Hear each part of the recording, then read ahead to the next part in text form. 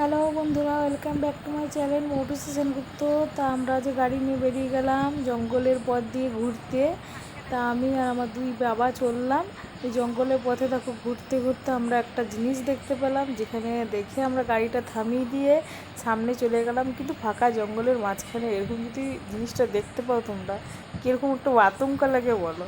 আর কেউ নাই চারিদিকটা জঙ্গল, তার মাঝখানে এইখানে রাজাদের আমলে মানে দুজন দুজনকে ভালোবাসতো। রাজার মেয়ে ছিল আর গরিবের একটা ছেলে ছিল, ভালোবাসা করতো। তার জন্য তারা এইখানে অনেক গভীরে, দেখো এখান থেকে আসার পর চারিদিকটা জঙ্গল, এখানে কেউ খুব একটা বসবাস করে না। রাত্রেবেলা কেউ আসেই না খুব একটা, দিনের বেলায়। এখানে প্রেমের সমাধি নামে পরিচিত। চারিদিকটা দেখো বন্ধুরা জঙ্গল। আমরা এখানে ঘুরতে এলাম, যাওয়ার পথে দেখতে পেলাম রাস্তাটা। আজও এদেরকে এখানে গ্রামের, এখানে যে আশেপাশে গ্রামটা আছে সেখানের লোকে এখানে ইয়ে করা হয়। দেখো চারিদিকটা নিঝুম, কিছুই না।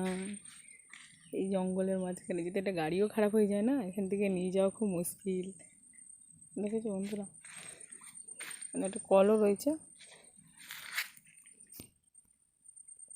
বন্ধুরা ফাঁকা জঙ্গলের মাঝখান থেকে ঘুরে আমরা চলে এলাম এইখানে আমাদের ধোবারুতে, পানাগড় ধোবারুতে। এবার এখানে একটা শিব মন্দির আছে, সব থেকে বড় শিব মন্দির।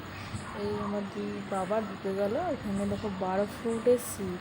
চারিদিকটা খুব সুন্দর, কিন্তু যে সময় আমরা গেছিলাম পুরো বৃষ্টি হয়ে গেছিলো, তার চারিদিকটা কাদা কাদা হয়ে গেছে। আমরা অনেক কষ্ট করে জঙ্গলের পর দিয়ে এখান থেকে এসে তো এই মন্দিরটাতে ঢুকলাম। এই মন্দিরটা দেখো, শিবটা যেমন বড় আর তেমনি মানে কালী ঠাকুরটা যেটা আছে তোমাদেরকে দেখাবে বন্ধুরা, একটু পরে নিশ্চয়ই দেখতে হবে।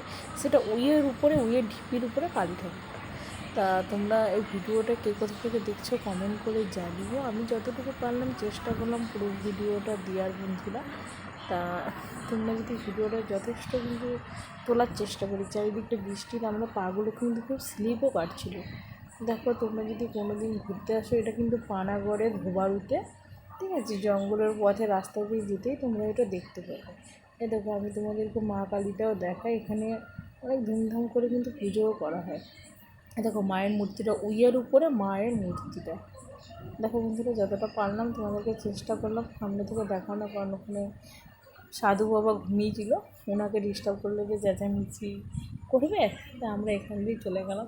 এখানে গিয়ে মাঝে সাঝে আমরা যখন মন মেজাজটা ভালো থাকে বা কোনো কিছু, তখন আমরা একটু ঘুরতে চলে যাই। তা আমাদের এই সামনেই ধরো জঙ্গলের পর দিয়ে ওটা যেতে হয়, জিটুরে সোজাও যাওয়া যায় আর ভিতর দিয়েও আমাদের যাওয়া যায়। তাই এখানে দেখো এটা হলো সাধন বামা খ্যাপা না কি বলে, একটা সাধক বামা খ্যাপা না কি বলে, দেখো বাবা জিতেন্দ্র খ্যাপা, বাবা জিতেন্দ্র খ্যাপা বলে। আমি পরে এটা ভয়েসটা দিচ্ছি চারিদিকে ভিডিওটা করে। ভিডিওটা ভালো লাগলে অবশ্যই সাবস্ক্রাইব করে দিও।